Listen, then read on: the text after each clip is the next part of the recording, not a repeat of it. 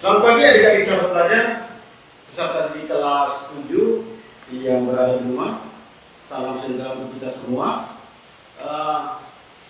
Pada prinsipnya bahwa pembelajaran daring tidak membatasi ruang pembelajaran kita dan ruang kreativitas. Untuk itu adik-adik, walaupun belajar di rumah kita tetap semangat. Nah adik-adik, peserta di kelas 7 baru yang terkasih, selama 3 hari kita akan mengikuti kegiatan MPS, Masyarakat Pengenalan Lingkungan Sekolah. Ada beberapa materi yang disajikan, salah satu yang materi akan saya sajikan pada hari ini.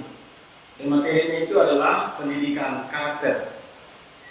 Nah adik-adik, ada satu penggalan kalimat penting yang menjadi motivasi untuk kita semua, yaitu pendidikan adalah seni untuk membuat manusia semakin berkarakter. Saya mengajak adik-adik untuk kita sejenak melihat bagaimana filosofi kehidupan semut. Bila itu ada semut, mereka berkelompok melakukan aktivitas. Apa menjadi pembelajaran penting untuk kita? Nah adik-adik, ada pertanyaan refleksi untuk kita pahami bersama berkaitan dengan karakter. Pertanyaan ini berkaitan dengan persoalan sosial yang sering terjadi di tengah-tengah masyarakat. Apa yang menyebabkan meningkatnya pergaulan bebas, maraknya angka kekerasan anak dan remaja, kejahatan terhadap teman, pencurian, kebiasaan menyontek, penyalahgunaan obat-obatan, dan pornografi? Itu adalah fenomena sosial yang sering terjadi di tengah masyarakat. Untuk itu adik-adik, saya coba menjelaskan sedikit tentang pendidikan karakter. Pendidikan karakter itu adalah cara berpikir dan berperilaku menjadi ciri khas setiap individu untuk hidup dan bekerja sama, baik dalam lingkungan keluarga, masyarakat, bangsa, maupun negara. Pribadi yang berkarakter sesungguhnya adalah pribadi yang berakar kuat, yaitu lahir dalam diri kita sendiri. Dalam artian bahwa tata nilai yang baik yang melandas pikiran, sikap, perilaku maupun perkataan yang ditampilkan oleh diri sendiri. Dan hal ini yang sering terjadi dalam pengalaman nyata kita setiap hari. Ada 18 butir nilai karakter sesuai dengan rekomendasi dari Kementerian berkaitan dengan penguatan pendidikan karakter. Yang pertama religius, jujur, toleransi, disiplin, kerja keras, kreatif, mandiri, demokratis, rasa ingin tahu, semangat kebangsaan, cinta tanah air, menghargai prestasi, komunikatif, cinta damai, gemar membaca, peduli lingkungan, peduli sosial, dan tanggung jawab. Sehingga ada 18 butir nilai-nilai karakter yang akan kita jelaskan pada materi kali ini. Nah adik-adik sahabat pelajar yang terkasih, adik-adik kelas 7 yang berada di rumah, sesuai dengan arahan khusus dari Bapak Presiden bahwa diadakan gerakan penguatan pendidikan karakter itu sebagai solusi untuk menyiapkan generasi emas 2045 yang berjiwa Pancasila, sehingga kita nanti dijadikan pelajar-pelajar Pancasila yang betul-betul mengamalkan nilai-nilai Pancasila dalam kehidupan kita setiap hari. Oke adik-adik sahabat pelajar di rumah, PPK itu berperan dalam menciptakan generasi muda yang tangguh, cerdas, dan berkarakter. Itu ada 3 hal penting yang menjadi kekuatan dan fondasi utama dalam kehidupan kita sebagai generasi bangsa. Nah adik-adik, ada satu kebijakan yang disampaikan oleh Presiden berkaitan dengan pendidikan karakter, sehingga ada 4 nilai atau 4 tolok ukur yang menjadi kajian mendasar. Yang pertama itu bagaimana harmonisasi antara olah hati, olah rasa, olah pikir, dan olahraga. Dan keempat ini harus berjalan selaras dan harmonis, karena itu akan membentuk menjadi pribadi yang berkarakter. Adik-adik sahabat belajar serta di kelas 7 SMPK Frater Membela yang terkasih, ada 5 nilai utama dalam karakter. Yang pertama itu religiusitas, yaitu berkaitan dengan kepercayaan, keyakinan, bagaimana keimanan. Terus yang kedua yaitu nilai nasionalisme, bagaimana rasa kebangsaan, semangat patriotisme, dan semangat kebangsaan kita. Yang ketiga itu adalah pendirian. Yang keempat gotong royong, semangat kebersamaan. Dan yang terakhir adalah integritas. Kalau integritas itu bicara tentang hati, itu lebih tentang kejujuran. Saya jelaskan yang paling pertama tentang religiusitas. Religiusitas itu adalah sikap dan perilaku yang taat atau patuh dalam menjalankan ajaran agama yang dipeluknya, bersikap toleran, mencintai Allah, dan selalu menjalin kerukunan hidup antar sesama. Itu pesan penting dari nilai karakter religiusitas. Contohnya, yang pertama, siswa bersyukur terhadap hasil ulangan. Kalau kita memperoleh hasil ulangan, kita harus syukuri, walaupun nilai itu baik ataupun kurang baik. Yang kedua, menjenguk teman yang sakit.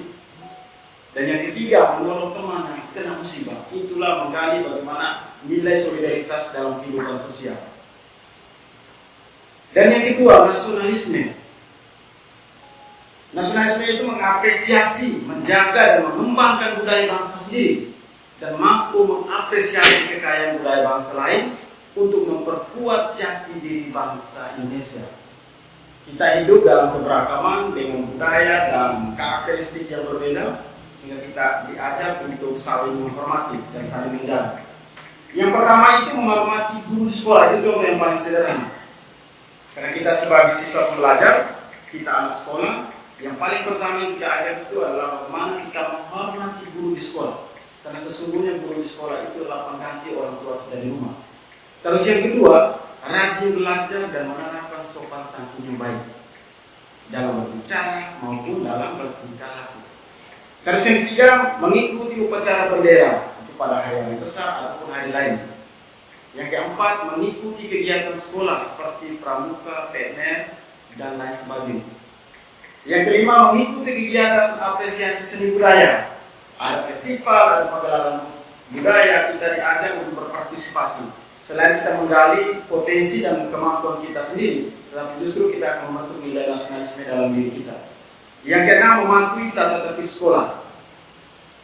Terus yang ketujuh, ikut menjaga fasilitas sekolah, karena itu menjadi tanggung jawab kita bersama. Kedelapan, menghargai lagu kebangsaan dan jasa para pahlawan. Dan terakhir, bagaimana kita memperjuangkan kemerdekaan negara. Sebagai generasi bangsa, kita memperjuangkan dengan cara kita saat ini, bagaimana kita memperjuangkan menjadi pribadi yang tangguh dan kuat dalam perkembangan zaman saat ini. Yang ketiga, kemandirian. Kemandirian itulah sikap percaya pada kemampuan, kekuatan bakat dalam diri sendiri, tidak tergantung pada orang lain. Itu kita diajar bagaimana kita mau menunjukkan kemampuan yang ada dalam diri kita sendiri, jangan mengandalkan orang lain. Karena kesuksesan itu lahir dari dalam diri kita sendiri, bukan dari orang lain. Contoh yang paling sederhana yang pertama, kita berangkat sendiri ke sekolah menggunakan transportasi umum, tidak perlu diantar oleh orang tua, karena itu melatih kemandirian kita. Atau yang tinggal di asrama bisa cuci sendiri, masak sendiri, ataupun ada aktivitas lain yang menunjukkan bahwa kita punya kemampuan untuk bisa bekerja sendiri. Terus yang ketiga, membersihkan laci, meja dan kursi tempat duduk kita di kelas tanpa bantuan orang lain. Nah, adik-adik sahabat belajar kelas 7 SMPK Frater Momere yang terkasih, poin yang berikut adalah nilai karakter integritas. Dari gambaran awal tadi saya sudah jelaskan bahwa integritas itu bagaimana kita menyelaraskan antara pikiran, perkataan, dan perbuatan. Tadi ada 4, yaitu olah hati, olah rasa, dan yang terakhir adalah olah raga. Contoh yang paling sederhana itu adalah bagaimana kita bersikap jujur. Kalau di sekolah kita tidak menyontek, tidak plagiat. Plagiat itu dalam artian bahwa kita meniru karya orang lain, seolah bahwa kita klaim bahwa itu karya kita sendiri, ternyata itulah karya orang lain. Terus yang kedua, tanggung jawab mengerjakan tugas belajar. Kita harus memberikan tanggung jawab pekerjaan apapun, di sekolah maupun di rumah. Kalau di sekolah, bagaimana kita punya tanggung jawab untuk mengerjakan atau menyelesaikan tugas di sekolah. Yang ketiga, terbuka pada teman dan harus bersikap jujur. Jika ada kesulitan, jika ada persoalan, kita harus berkata jujur. Ada teman-teman kita, ada bapak ibu guru kita. Segala persoalan kita bisa ungkapkan secara jujur. Karena itu kita mau menunjukkan nilai kejujuran yang sesungguhnya. Yang keempat, berani bicara dengan guru dan teman serta orang tua. Yang kelima, mengembangkan bagaimana kecerdasan emosional, kecerdasan intelektual, dan kecerdasan sosial. Dan yang terakhir, bagaimana kita bersikap konsisten. Nah, adik-adik, yang terakhir itu nilai karakter gotong royong. Nah, kalau tadi saya mengajak adik-adik kita belajar tentang filosofi kehidupan semut. Nah, kalau kita coba lihat gambar awal tadi bahwa semut itu, kalau kita perhatikan dalam pengalaman nyata kita setiap hari, jarang kita menemukan semut itu sendirian. Dia selalu hidup berkelompok. Itu semut mau mengajar kepada kita bahwa semangat kebersamaan, semangat gotong royong itu penting. Nah, gotong royong itu sendiri sebenarnya kalau kita uraikan dalam keilmuan bahwa satu di antara ciri khas dalam kehidupan masyarakat Indonesia secara garis besar gotong royong tertuang dalam Pancasila, yaitu sila ketiga persatuan. Ada 5 sila dan sila yang ketiga adalah sila persatuan Indonesia yang menggambarkan bagaimana semangat kebersamaan dan semangat gotong royong. Manfaat dan tujuannya yang pertama, bagaimana kita menumbuhkan rasa dan sikap saling tolong menolong. Jika teman mengalami kesulitan, di tetangga kita mengalami kesulitan, kita diajak bagaimana hati kita digerakkan untuk menolong sesama kita yang membutuhkan kita. Terus sukarela, saling membantu, dan memiliki sifat kekeluargaan. Yang kedua, membina hubungan sosial yang baik dengan masyarakat di sekitar. Jangan bersikap egois. Kita merasa bahwa diri kita yang paling hebat, diri kita yang paling benar. Tetapi sebenarnya bahwa ada orang lain yang masih membutuhkan kita. Dan di luar sana mungkin ada orang-orang yang lebih hebat dari kita. Sehingga kita ajak untuk bagaimana membangun relasi sosial di tengah kehidupan bermasyarakat. Yang ketiga, menciptakan rasa kebersamaan dan menumbuhkan kasih sayang. Yang keempat, mempererat tali silaturahmi atau persaudaraan. Di dalam tengah masyarakat kita ini hidup dalam perbedaan. Kalau ada kalau perhatikan gambar di samping layar itu ada satu gambar, di situ saya tulis sikap toleransi. Mencoba kita perhatikan gambar itu, memang gambar ini menarik, tapi itu justru mengajak kepada kita bagaimana kita menghargai, mempererat silaturahmi dan sikap toleransi dalam hidup bermasyarakat. Yang kelima, meringankan pekerjaan dan menghemat waktu dalam menyelesaikan suatu pekerjaan. Kita harus lebih efektif dan efisien dalam melaksanakan tugas apapun. Yang keenam, meningkatkan produktivitas kerja. Nah, produktivitas ini artinya bagaimana kita menunjukkan sebuah pekerja yang menghasilkan nilai guna, daya guna untuk diri kita sendiri. Dan yang terakhir, terciptanya rasa persatuan dan kesatuan dalam lingkungan sekitar. Seperti saya gambarkan tadi, semangat kebersamaan dan sikap toleransi. Nah, adik-adik, peserta didik kelas 7 yang terkasih, sahabat belajar yang ada di rumah, ada dampak pendidikan karakter pada diri kita masing-masing. Dan pada kesempatan ini saya menjelaskan bagaimana dampak pendidikan karakter pada adik-adik peserta didik atau siswa. Yang paling pertama, menunjukkan peningkatan motivasi siswa di sekolah dalam meraih prestasi akademik. Karena di situ kita akan menemukan rasa tangguh dan kecerdasan kita akan hilang. Yang kedua, adanya penurunan drastis pada perilaku negatif siswa yang dapat menghambat keberhasilan akademik. Nah, tadi ada pertanyaan refleksi bagaimana fenomena sosial, persoalan sosial yang sering terjadi di masyarakat itu karena memang tidak ada nilai karakter yang kuat dalam diri kita masing-masing. Nah, sebagai kata terakhir, kata penutup dari saya, jika berkarakter, kita akan menjadi pribadi yang tangguh, cerdas, dan kuat di tengah tantangan zaman. Nah, adik-adik sahabat pelajar peserta didik kelas 7 yang ada di rumah, mudah-mudahan materi ini menumbuhkan rasa kesadaran dalam diri kita masing-masing menjadi pribadi yang karakter sehingga menjadi pelajar yang Pancasilais. Selamat pagi, terima kasih, salam sejahtera untuk kita semua.